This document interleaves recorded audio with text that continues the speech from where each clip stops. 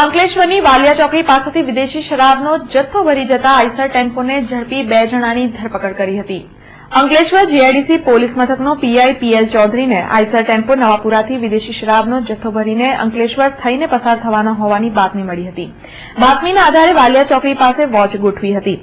Watch દરમિયાન આ નંબરનો ટેમ્પો આવતા તેને રોકી ટેમ્પામાં તપાસ કરતા વિદેશી શરાબનો જથ્થો મળી આવ્યો હતો। પોલીસે ટેમ્પામાં 2 જણાની અટકાયત કરી પૂછપરછ હાથ ધરતા ધનરાજ કૌશિક પાટીલ અને હીરાલાલ મધુકર સેવક હોવાનું જણાવ્યું હતું।